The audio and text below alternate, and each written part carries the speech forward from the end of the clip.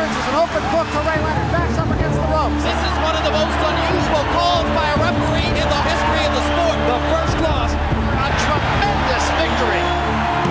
Leonard fighting off the ropes. It happened. It happened. An uppercut by Douglas. Down goes Tyson. Hooks in right hand shot. Excellent. Knocks out by Tyson. Slumps to the canvas. The champion struggles to stay on his feet. How do you like it? How do you like it?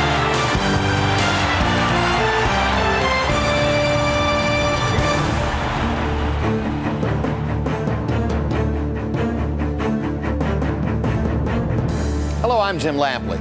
Welcome to this look back at the stories behind Leonard Hearns, one of the most memorable fights in 30 years of boxing on HBO. We focus on a pivotal bout in boxing history. 10 years after an unbeaten Muhammad Ali faced off for the first time against unbeaten Joe Frazier, another classic boxer met another fearsome puncher in another summit meeting of rising stars. Like Ali and Frazier before them, welterweights Sugar Ray Leonard and Thomas Hitman Hearns were the two biggest stars of the moment. Welterweight championship of the world. It is probably the most talked about fight in history. This was everything people in prior eras remembered about Dempsey, Tunney, Robinson, DeCilio, or Louis Schmeling. This was that level of rivalry. It was clear that they're the best of their era and had the potential to be among the greatest welterweights of all time. There was a sense that something very big was at stake in terms of who would be the signal figure in boxing for years to come. By one punch either way, it would have changed the course of history. In the late 1970s, boxing stood on the brink of a new era as the ring's most charismatic figure began a slow fade into the twilight of his luminous career. And a young Ray Charles Leonard dreamed of following in the footsteps of his heavyweight idol.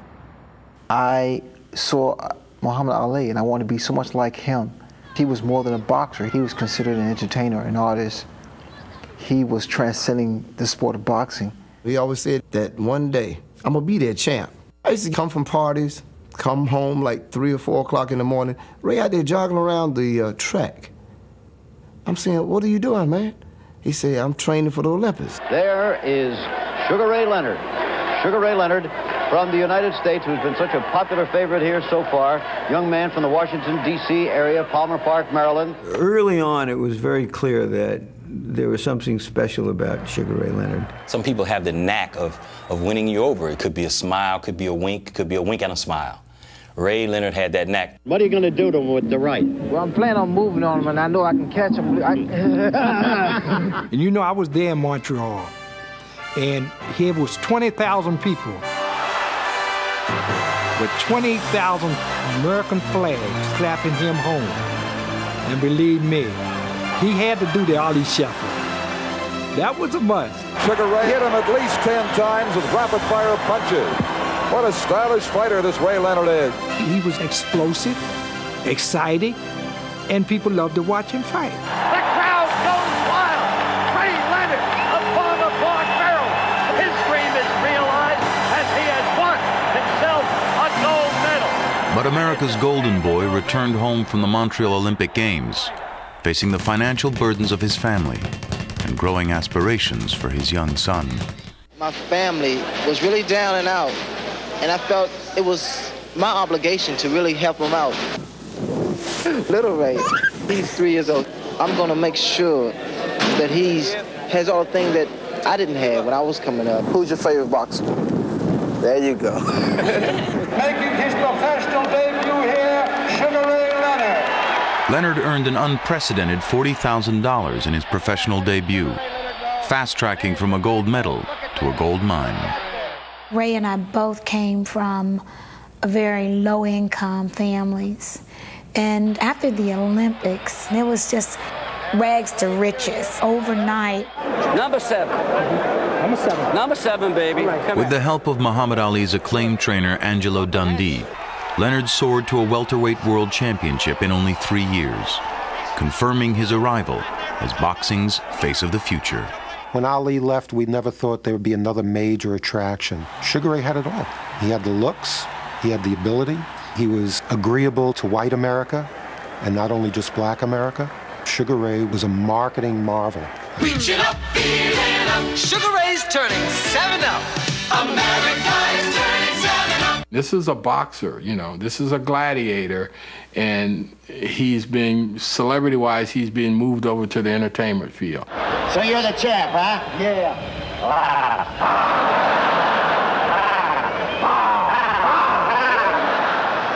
His popularity was something that transcended the boxing world. There were people who never watched boxing at all who knew who Ray Leonard was. Sugar Ray Leonard was sort of the mini Ali. He was the most charismatic and accomplished fighter out there and had a chance to become the most important figure of his time in the ring. But early in Leonard's career, his supremacy appeared threatened by a burgeoning young fighter named Thomas Hearns. Thomas Hearns was physically unique, very broad back, very long arms, and because he was so thin in the legs, he could carry 147 pounds and still be 6'1". He was just a freak. I mean, a freak that someone can put this body together and give it the ability and know how to use it. And that was Emmanuel's job, showing how to take this body and make a champion out of him. Eager to escape the dilapidated streets of Detroit's inner city, Thomas Hearns trained under the yet unproven talent of Emmanuel Stewart in the 100-degree lair of the legendary Kronk Gym. The heat in that hellhole will run a pretender out. When you get down there are these fighters, row upon row of fighters. Skinny, flawed fighters, undernourished, overdosed, but you could see the will in their eyes. Thomas Hearns, among the original Kronk fighters, was not the most naturally talented, but what made Thomas so special was his unbelievable determination.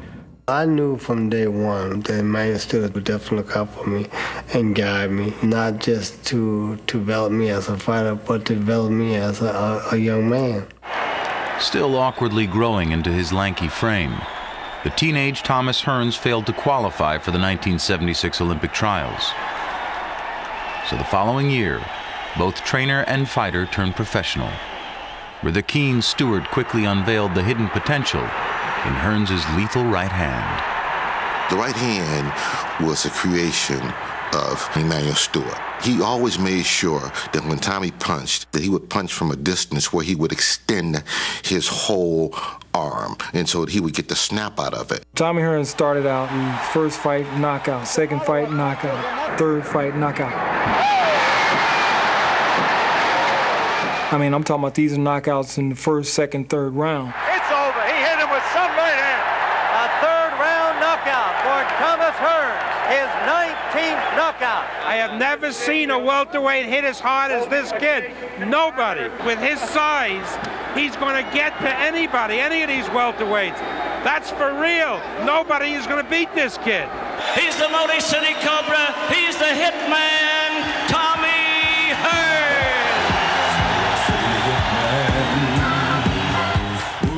The arrival of Thomas Hearns provided the fuel for an economically depressed Motor City, hungry for a new champion. Not since Joe Louis came roaring out of Detroit back in 1934 has this town been so excited about a fighter as they are about Tommy Hearns.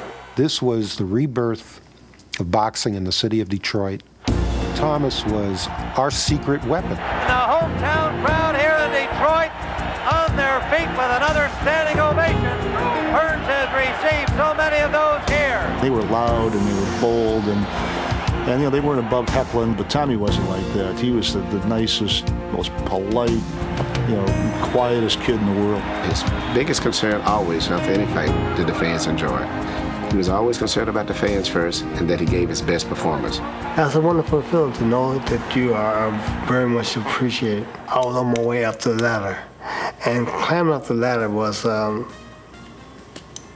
great time for me. In 1980, all of Detroit gravitated to Joe Louis Arena as Hearns carried his 28-0 record into a world title match against Mexico's dreaded Pepino Cuevas. Cuevas is taking the punishment now.